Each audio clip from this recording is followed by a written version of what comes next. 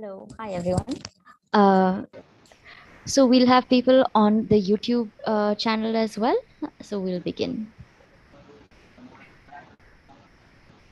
Hello, I'm Chantal Almeida de Costa. I work at the One Vote Project.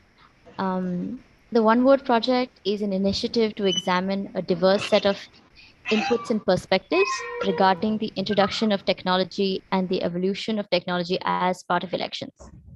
The project began in May 2021 with a focus on blockchains, but now it has broadened its scope.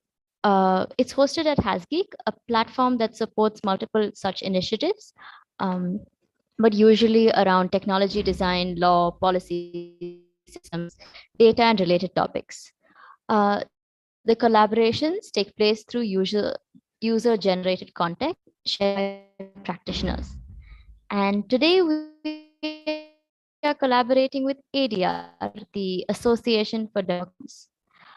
ADR, a citizen-led, non-political, non-governmental organization, has been working for more than 20 years with the objective of bringing electoral and political reform so as to improve democracy and governance in India. So recently, we had a session about criminality in elections with the journalists Saba Nakvi and Utpal Pathak, who spoke about their experiences in the field with dons and bahubalis and criminals, MLAs. So that's why we're especially happy to be having this session um, with the creators of the MyNeta app to come speak to us about their attempts to decriminalize Indian politics. Our speakers today are Mr. Jaskirat Singh, who came up with the concept of the app, and Ms. Divya Arora, who handles the day-to-day operations. Mr. Singh is the founder and CEO of WebroSoft Solutions, providing IT services. He, along with ADR, is the recipient of the NASSCOM Social Innovation Award 2011 for the most innovative use of IT to process and disseminate election candidate information to voters all over India. Ms. Arora has been working with the Association for Democratic Reforms since 2016, and she is a full stack developer with over 5 years work experience in both front end and back end web technologies. For the audience questions, if you wish to speak, please use the raise hand function and you'll be called upon. Or if you're joining us through YouTube, you can put your chats there and we have Nita monitoring that.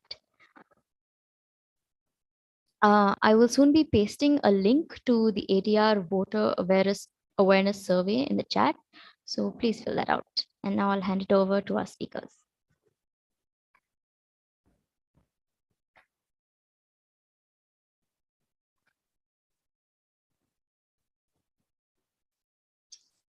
Hi, Chantal. Thank you so much for having us today.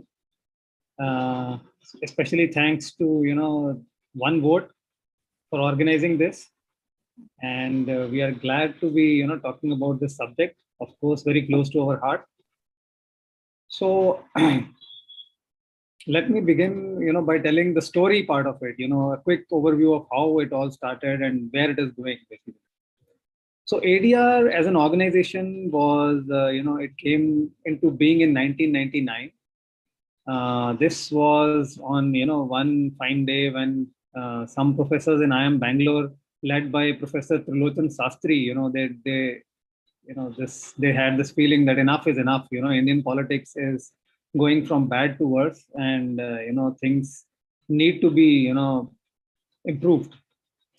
So they decided to file a case in Delhi High Court to demand that anyone who wants to fight elections in Indian system, basically any state, or the general elections for the parliament, they should tell people about their background, because most voters do not know what the background of their candidates are.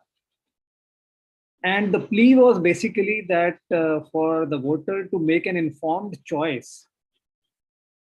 This is very important, that they should know, what kind of candidates they are, what kind of criminal cases they have, what kind of assets they have. Will they be able to represent us, the voter in the parliament? Will they be able to be one of us, representing us? So that was the whole idea behind it. So they went to Delhi High Court. Delhi High Court, over over a year or so, they accepted this plea, and the case was won by ADR. But it was not that simple. All the political parties decided to not allow this, and they amended the law, saying that no candidates will be needed to give their details, because we control the parliament and we make the laws, and we'll amend the People's Representation Act to specifically prohibit such a requirement. ADR again went to Supreme Court challenging this amendment, and again won.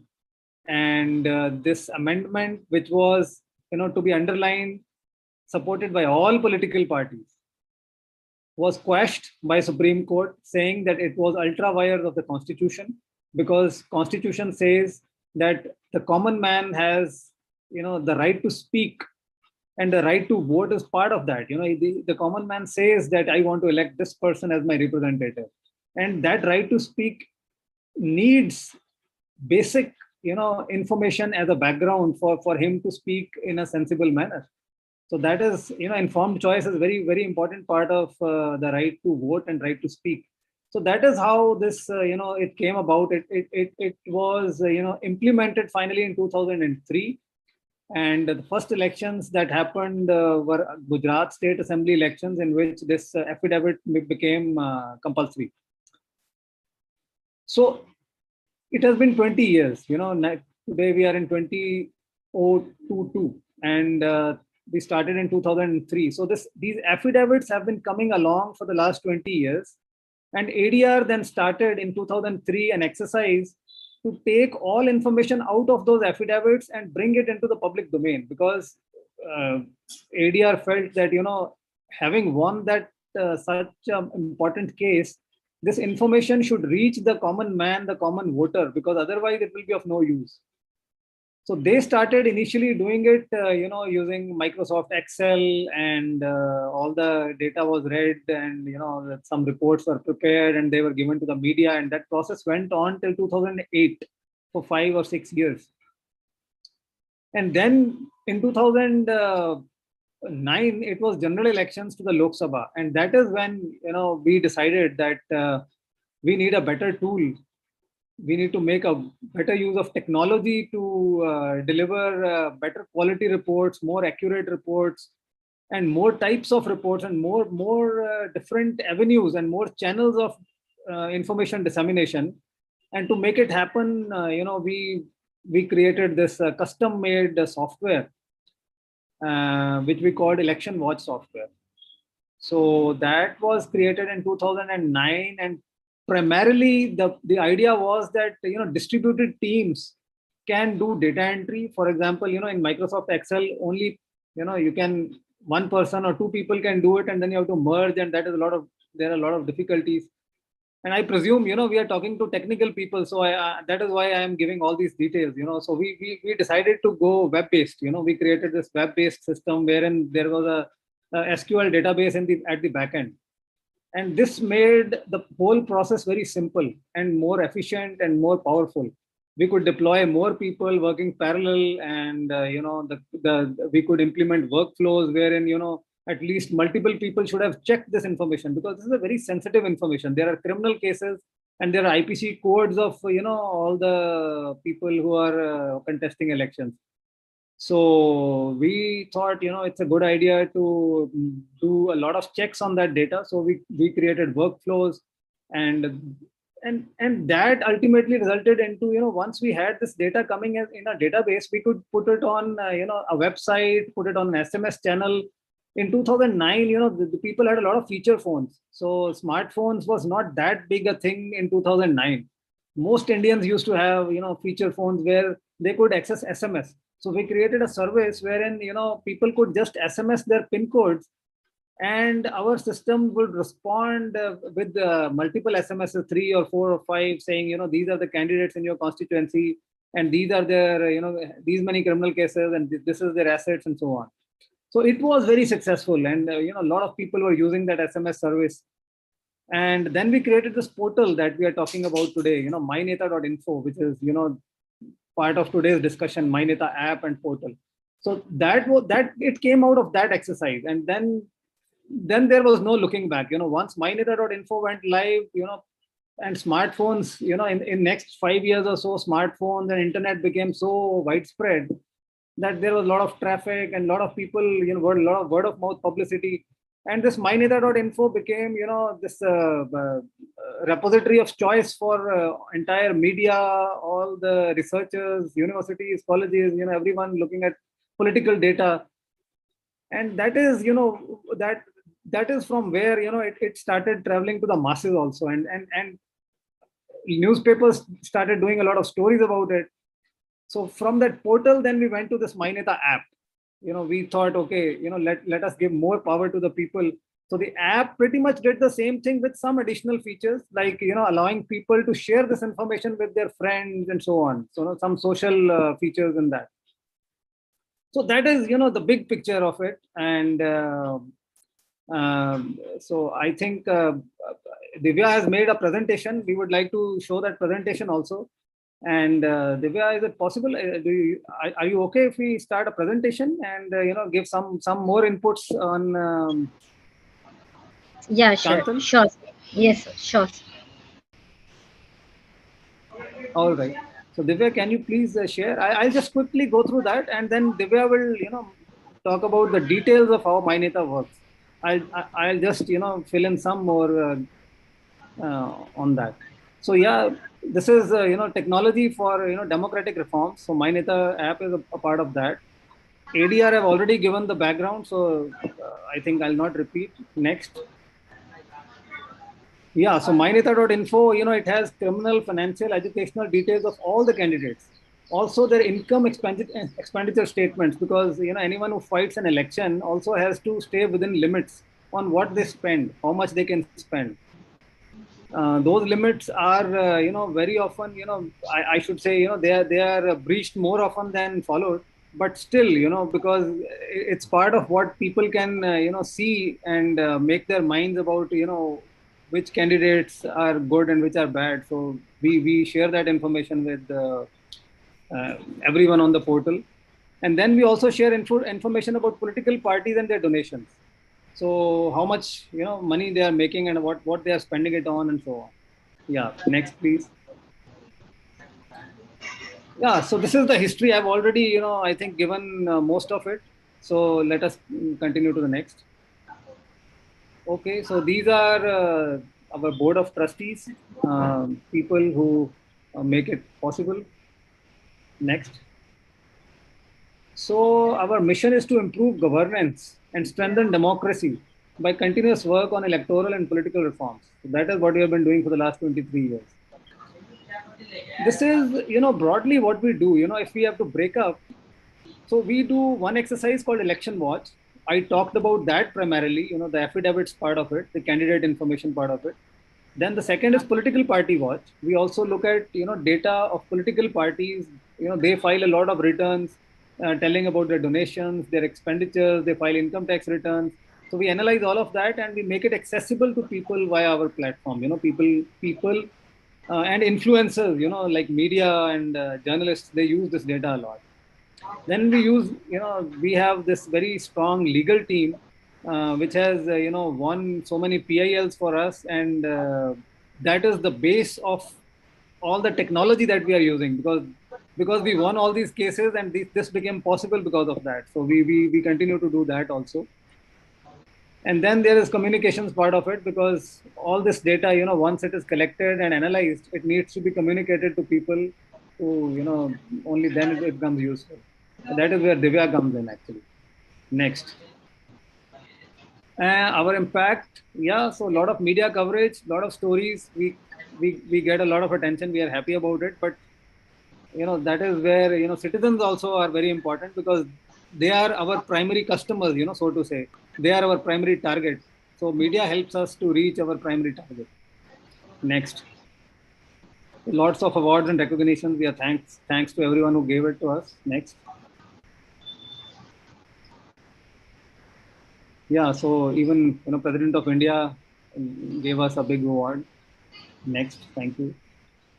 So yeah, so what we do is this MyNeta platforms, myneta.info portal and myneta app. We make online and offline campaigns to make it more popular, to tell people, because a lot of India is not online. A lot of it is offline. So because online is the most efficient channel of information dissemination, we do offline programs to tell them about the portals and apps, and so that a lot of people come to know about it, and we gain users by doing that. So that is what we keep doing, voter awareness campaigns. Next, please. Yeah, next, Divya, next. Yeah. So this is some of the pictures. Yes. So a lot of coverage, good coverage. The app, we keep promoting it, and the portals we keep promoting it, and adrindia.org is another side part of it. It is the main part, actually. It is our primary website, but that is where we put in, we display most of the reports that we prepare. So there is slight difference between myneta.info and ADR India. ADR India has reports which are primarily meant for media and for academicians and researchers and so on. They are summary reports usually. One state election, for example, we just had was Punjab, and we created a 70-page report on that, and it's there on adrindia.org. MyNeta.info, in comparison, because there were 1,300 candidates in Punjab elections, full details of all their affidavits, every bank detail, every their liabilities, their assets, all details are there on myneta.info. So myneta.info is much expanded version of those reports. So that is there on. These are the two portals that we have. Yeah, next, Divya. I think this is what Divya would be continuing with. I'll just wrap up my part of it. And so this is, so what I talked about is, primarily about our organization trying to strengthen democracy by making the voters aware about political parties and candidates and their backgrounds. So that is primarily what we do, and all the information that we use that comes from the affidavits that are given on oath by the candidates themselves. So we don't create any information, we don't do our own investigations and come up with our own data and so on. So either it's RTI that gives us information from different sources in the government or in the different organizations like Election Commission of India and so on, or it is the affidavits filed by the candidates and the political parties and so on. So that is our primary source of information. And I think I would request my colleague Divya to give more details about the portal now, and the app, the technicals of it. And after that, I think we can take any questions. Is that so? If Chantal has any inputs, maybe she can. I'm sure Divya will share, but we just wanted to know about some impacts that have happened from, you said, many people using the app and the platform to find out about this thing. Have you all heard any information from the voter side? Yeah. So 2009 we started. So I think in the last 3 or 4 years, we continuously get a lot of feedback and a lot of information, and a lot of people telling us that they have been using this for the last many years, and they continue to use it as a primary. For example, the poster that you made yesterday, I put it on my Facebook, and somebody commented on it, one of my friends, "Oh, you guys are creating this. I have been using it for the last many years." So this is on my Facebook right now. This guy is from Chennai. So we are very happy that a lot of people are using it. This is just an example. We probably see more than 100 media reports in every election. So these are all major media outlets, NDTV, CNN, all TV channels, all newspapers. So we get a lot of good coverage, and of course we get feedback from people saying that this is very helpful in talking about the subject first of all, and then of course making the decisions about people, because this is one source which is completely unbiased. Usually political parties will never tell about their weaknesses or their wrongdoings. and they will keep marketing their own stuff. So this is one source which is unique in the sense that it is unbiased and neutral from all perspectives. So yeah.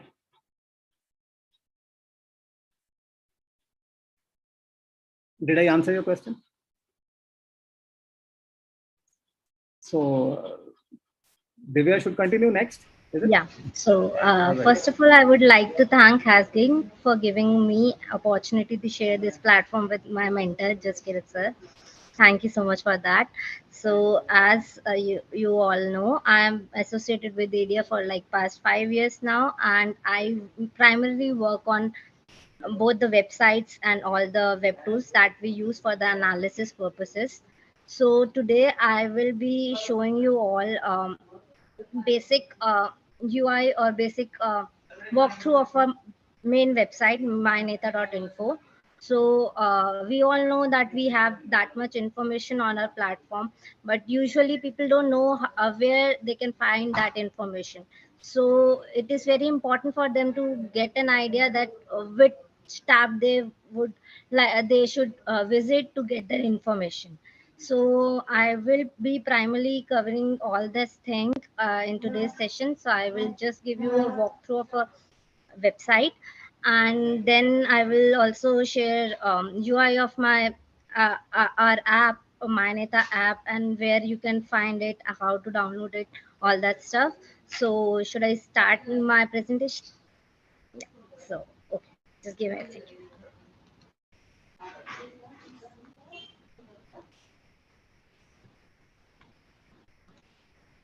So this is what a main page look like. MyNeta website homepage. It is a very simple page with the like very clean UI. You I think can it's have not come all. up, Divya. The screen, I don't see it. Do you see it, Chantal? No, I don't see it either. Okay, Okay, just just give me try a again. second. Yeah. Yeah.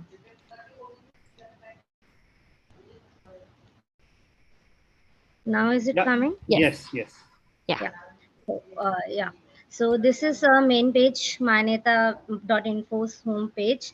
The UI is quite simple, clean.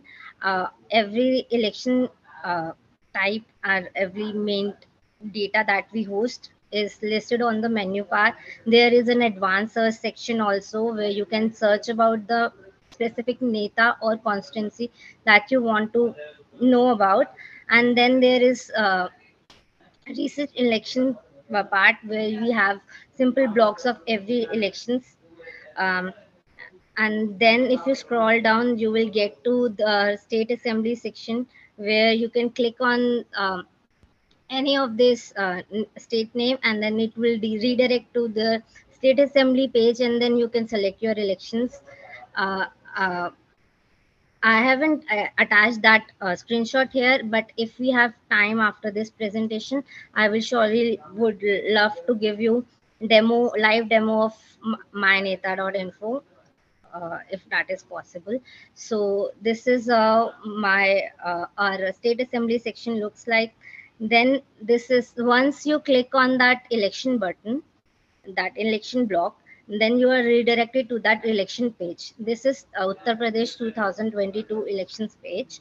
So this is how it looks like. On above, you get all the election summaries with all the highlights of candidate as well as winners, and it just give you a idea how that state is performing, like how many candidates we have analyzed in that particular elections, and out of them how many are how many candidates are with declared criminal cases. It's they These are declared criminal cases. I want to like highlight this point that these criminal cases are mentioned by themselves only, that they have mentioned that in their self-sworn affidavit that this is what we have. So we don't make we don't do the investigation, as Jaskirat sir pointed out. We don't cook up the stories that these candidates have so many cases. It is the details that we are getting from their affidavit which they submit in front of ECM. So this is it. And if you scroll on the same page, you will get list of constituency which is divided, uh, district wise divided. This is how it looks. And you can also click on any of this district and it will give you a list of candidates who are contesting in that district's constituencies.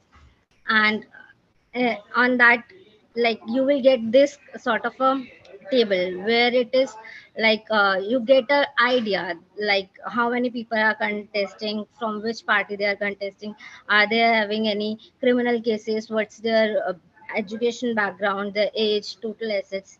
And there also we have an interesting features called a comparison chart. If you click on that, it will give you a table like this, which will give you more sort of an insight about their uh, assets, like individual category of assets, like movable assets, immovable assets, and total assets, whether they have submitted their pan number is given or not. Then if you want, if you wish to like look at the information about person, a single candidate, you can click on their name and then you will get something like this. I'm just showing the personal information or basic information section here. But if you go to a website, you get a lot of information there. uh, like it is quite detailed, like you can even get the minute details of immovable or movable assets of their spouses, their source of income, have they submitted their ITR for last 5 years, or if they have criminal cases, what is the status of their criminal cases, or their IPCs which they have. It's quite detailed. So that is how um, this is how our profile, candidate profile section look. And then we have a separate section like, Jaskirat sir has covered election watch part of our organization. We do have a political party watch section also, where we analyze reports related to political parties, their income tax expenditures, their income expenditure report, their donation receipts, all sort of details. That also we do and we analyze. We have that data also on myneta.info. It is a recent addition to a myneta.info. So if you visit on political parties tab on myneta.info, you will redirect it to this page. Here, this page is divided into basically four sections. First one is the statistical report that will redirect you to the ADR India page, where we have displayed all the report related to political parties. And then we have three sections. First one is for national parties, then we have regional party, then we have unrecognized parties. So if you look at this picture, there is national party. The first one is AITC. So if you click on this AITC tab, you will get something like this. This is financial summary of AITC, All India Trimool Congress. And here you can get the financial summary of their income expenditure statement, which they have submitted to ECI over the years. And this is the like basic table which will just give you a total assets, total liability, total informations. And if you scroll down in the same page, you will get something called summary of donation received in various year by this party. So like you can get a glance to this and get an idea. And like in 2019-20, around 8 crore of donation is received by AITC, and number of donors was 63, and every donation was around 12 lakh. All sort of this information is there. Then if you click on a particular like income, uh, like I just told you, if you click on this income expenditure statement section and you just click on the year, I just selected 2019-20, then you will get something like this. and it will have all details. Like I'm not showing the personal like balance sheet here because and then it will like increase the length of a ppt. I am just cutting short here. So mm, there you will get a balance sheet that is submitted by party itself to eci, uh, and there's all details, assets and liabilities. And similarly we have donation details also. uh, we have a list of donors, we have their name, addresses, whether uh, how much money they have given, all sort of information. And that is sensitive information, that's why I'm not showing it here. If you want to see that, you can surely visit myneta.info. There you will get. So as so this is a web app, a website where data is displayed. So on similar lines, we have an Android based application also with the same name, MyNeta. You can download that from Google Play Store, and this is pretty similar to the web application website, but the only difference is in Android app, you will get like just brief about a particular candidate, their total assets, their criminal, if whether they have criminal records or not, that you will get. But all that nitty gritty, that details about their IPCs, their individual entries in their affidavit, that you won't be getting in Android app. But you can surely share uh, their profile and with your friends over social media via this app. And also in the app you get an like there is a field called url. If you click on that, you will redirect it to our website, and where you can see all the details about any candidate. So this is how a new myneta app looks like. You can download it by scanning this code. And now there's a short video.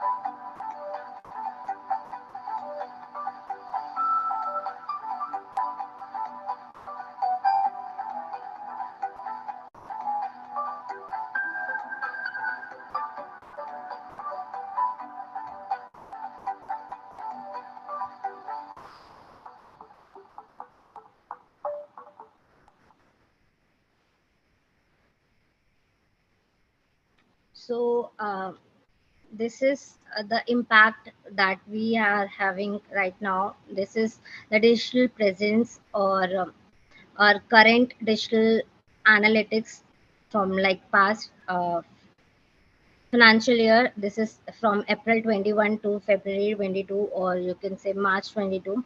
So we have 67K followers on Facebook page, and 75K followers on MyNeta page. We have 3,000 plus YouTube subscriber, and we do have a like two Google groups also, on which we regularly share our press releases or reports that we release.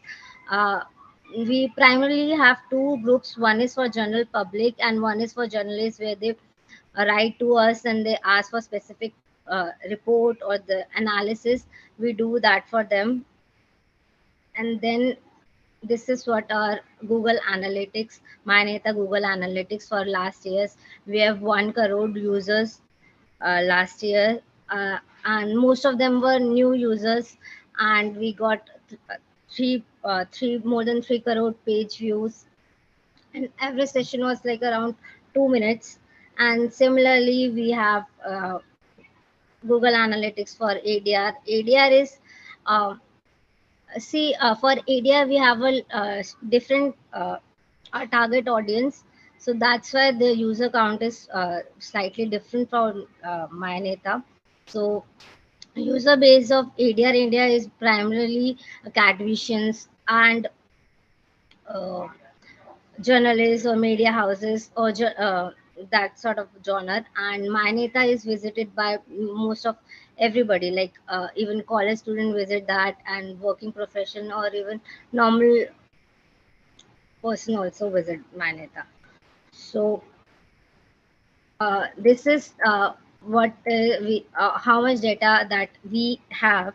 So far election was have released around 1000 report, 9000 957 reports, and we have analyzed 1,92,909 candidates, and we have covered 108 elections and 4 Lok Sabha elections and all Rajya Sabha elections since 2008. And similarly, for political party watch, we have released 168 report, and we total assembly elections covered was 106. And this is what Lok Sabha 2019, that's how much data we get, how much candidate we analyze. This is just give you an idea what how vast our database is. And this is about the recent election that we had in 2020. We have analyzed 5 states: Uttar Pradesh, Goa, Manipur, Punjab, uh, and Uttarakhand. So in Uttarakhand and Punjab and Uttar Pradesh, we got short of some candidates. Like we couldn't analyze 100% candidate, but in Goa and Manipur, we analyzed 100% candidates.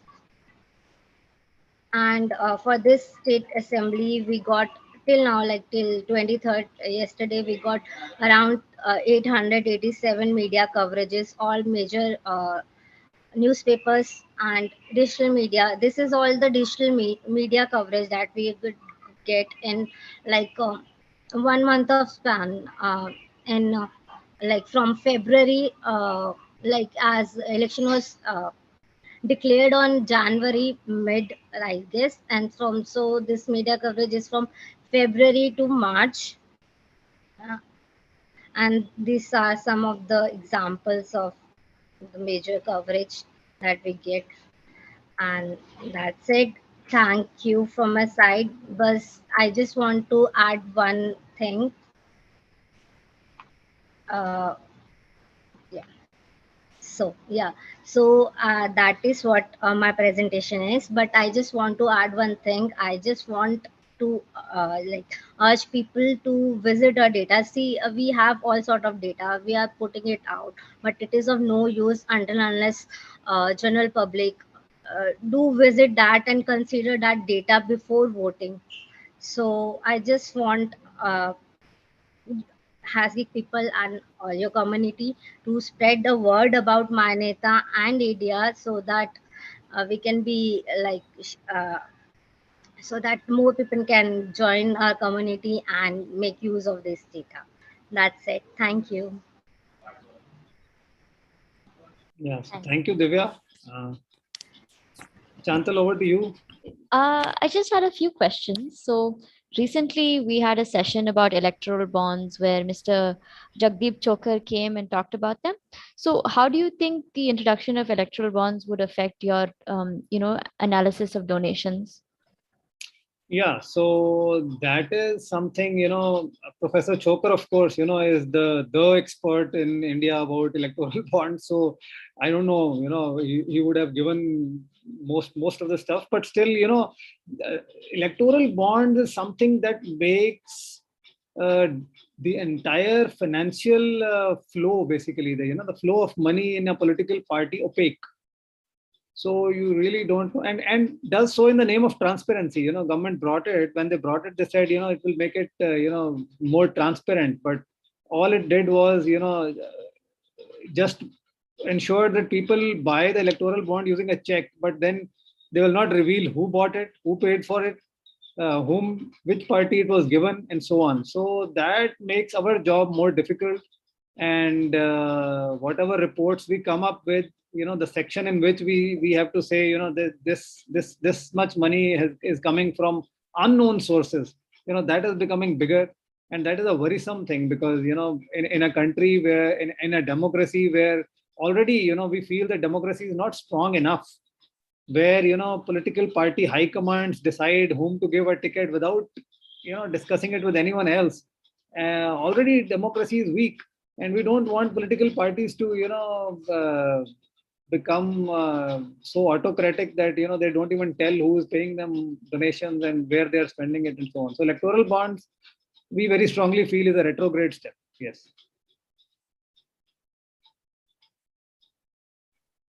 So the whole project is to let people know about the criminal records of people. But do we find that is just the sheer number of criminals in our electoral system, is that specific to India, or do you know if this is common in other parts of the world as well? Meaning so many people with criminal cases getting tickets, getting elected. Well, I think, if this is, we have to talk about democracies. So in mature democracies, or like US or European democracies, even somebody caught lying, small lies, people have to resign from, their ministerships and so on. In our country, people with, some very serious criminal cases are allowed to contest elections, are given tickets by political parties. So I don't think, the situations are comparable. The one thing that you asked is, does it happen only in India, or? So I think we are, among democracies, we are relatively, not doing a good job of putting up good candidates, because our system is not transparent enough. But having said that, other countries do not have such a system of affidavits also, wherein candidates have to make all sorts of declarations. They may have a different system, but this particular system is unique to India, and this is an attempt to fight back by citizens, and uh, I would say other pillars of democracy, because judiciary allowed it. So there are different uh, agencies of the state, I would say, which are still fighting back, trying to preserve the constitution. But the political class is probably, they are not cooperating. So we are a unique country in that sense. I think we heard from our last session about criminality in elections that many Indian voters feel that people with like the dons and all are more approachable than political parties, because they can get their work done, the people's work done through like back channel means, which some politicians will not be willing to do, like get loans forgiven or get their children admission into colleges, things like that. So they want people with with cases. Yeah, so I don't know how many programmers are following this discussion, because you're a technical channel, maybe some are. So I just want to give a small example. So when we do coding, we call something as patterns. So patterns happen in so many parts of life, but then there is something we define as anti-patterns, which is, which is opposite of what should normally happen, but doesn't happen. I think that this is an example of what should not happen. Dons should not be elected. Dons should not be liked by people. But because our systems, they make our people so helpless. Somebody who wants to make a small iCard, Aadhaar card, some ration card, poor people who are illiterate, who are, who don't have all the means. So they don't understand the system. They have to file an application, read English, then write. They don't know how to write. They don't know even know how to sign, and there are so many details. So we rely as a country on agents and those who cannot afford agents, they rely on people, who people who are dons, basically, who can get their job done and then in return expect a vote. So we are basically, you can say, selling our vote for convenience, but that is not the fault of that ordinary illiterate guy. That is the fault of the system, so to say, and more of the educated people like us, who should be doing more about it and probably aren't. And I think that happens, yes, but I think we need more programs like this to make sure this comes more into public domain. This is discussed more. This becomes part of the narrative to improve democracy. Becomes everyone's business, and not just few small NGOs sitting somewhere and just doing tick tick tick tick, and trying to do their bit and hoping that something good will happen. So I think you're right, but we have to keep going. Yeah.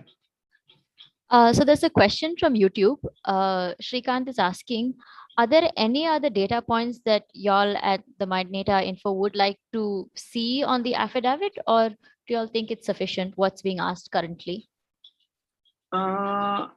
See, the affidavit has been evolving over the years. From election to election, things have been added. Initially, there were, for example, no columns about income, and there were only columns about assets. But then we realized that the assets alone is not enough. We should know the source of income and how much income they are getting to understand. Are the assets they are having justified, and so on. So we can, of course, keep on adding more and more fields, but I think at the moment the attention needs to be paid to other aspects. This aspect has been probably analyzed enough. There are other aspects that weaken our democracy that need to be now worked upon. And of course, if election commission or the law ministry decides to add more parameters, we'll welcome that. But we are not pushing for it. We are okay with what we have as of now. There's a lot. There is a lot already. There's a lot already, and if more comes, it is welcome. This question is a bit tricky. It says, who has criminal records and why don't we stop them? Maybe they're asking, why isn't there a law prohibiting people with records from contesting? I'm a bit confused. Yeah. No. We keep getting this question, so I think I get it. See, this is about why people with criminal cases are even allowed to contest. So the answer is that in a country where sometimes political parties and contestants allege that our opponents are framing us. They are just filing criminal cases when we have done nothing. We are very honest people, and we are very sharif log hain. And then of course, our answer is that the onus is on political parties to not do it, because even this is being done by the political people. They were even against transparency when we filed the case. As I told you earlier, they don't even want to let people know that they have criminal cases. So of course, the system can go only so far, because even the judiciary says that we have to balance. We cannot force someone not to contest an election when the charges are not proven. Of course, he has 20 criminal cases, including murder and rape and attempt to murder and kidnapping and so on. But this guy, nothing is proven. Our idea was that once these political guys start having these problems, they may want to improve the system of criminal justice system also, because they are the ones sitting on resources, and they are not allowing courts to function the way they should, and not allocating enough resources and so on. But that was our hope, but that doesn't seem to be happening. And we are still not sure how to fix the problem of criminals entering politics. On the question of can we ban them, we have so the ones who have proven cases, ones who are convicted are already banned. If somebody gets elected and then a case is proven, then he gets convicted, they have to resign, and that seat is again goes for election, and so on. But that is a battle. That's a continuous battle that has to be fought. Our position, of course, ADR, of course, says that once a charge sheet is filed against someone, that means the judicial mind has been applied, and that guy should, not be allowed to contest elections. But you see, the political parties, they don't agree.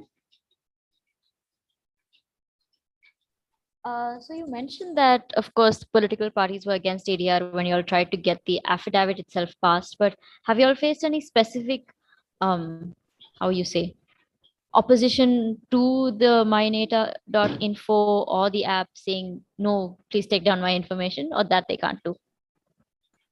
They have not been able to do. That is the good news. Do they try? Yes. We keep getting emails and calls and anonymous calls sometimes saying that, this is, we don't want this to, be there. And, some of them very genuinely feel offended that, some case is already decided in my favor, and why is it still showing on MyNeta?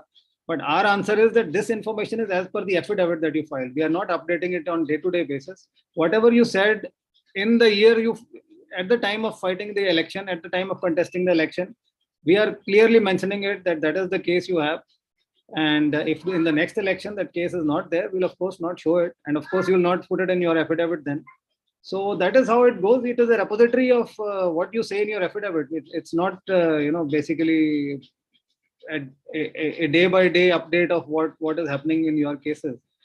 So, but yeah, it's a thing where we keep getting questions, and we keep getting queries and questions and all sorts of difficult attitudes from people with who are affected negatively by it. So yeah, it keeps coming. You mentioned this already, but I just wanted to get a clarification. What did you say ADR says about whether you think it's important to have the information before conviction also, right? Just the charge sheet. Yeah. So yes. So if see, the affidavit says it has two sections. One is pending criminal cases. The second is convictions. So pending criminal charges is basically about the cases that are currently on. So if somebody says that this guy has done forgery or cheating, that case is in the court, and although the case has not been decided, the person has not been convicted, or he is not even not been decided either ways. But that case has to be that case is there, has to be given in the affidavit.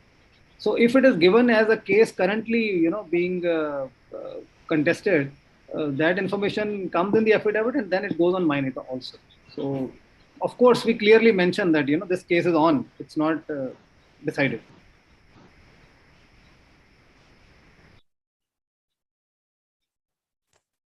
Anything from your side, Divya, about the running of the app?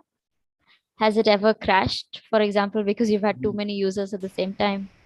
Yeah, so time to time tend to get DOS attack on myneta.info. Usually it happens around elections, like in 2019 also, during general election.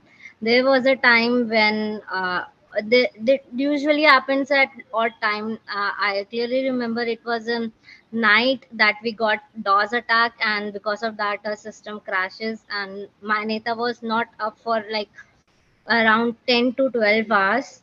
Then we have to like restore myneta from our end and then put it back on online. Sorry, can you explain what a DOS attack is? So the DOS attack is that what when some like odd servers tries to get our website, and like we get number of requests that are usually unusual, like we get millions of requests at the same time, and our server capacity is not that much to hold that much traffic at that point of time. So they are not like genuine people browsing our website. They are like bot sitting in some different country or different continent, and they are just uh, trying to crash your website so that normal person can't access it. Yeah, So so that is DOS is basically DOS, denial of service attack. denial So of service. servers are overwhelmed by artificially inflating the traffic. So of course, people who are affected, they don't want don't want voters to see all the information just a day before voting. So they keep trying all the tricks.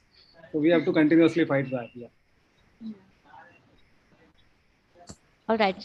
Thank you so much, both of you. This has been very enlightening. I'm going to go download and look at my Fatorda constituency in Goa right now.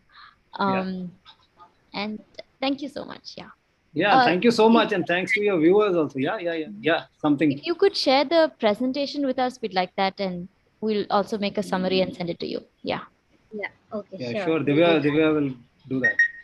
Yeah. So Yes. it was great talking. I hope your viewers liked the discussion.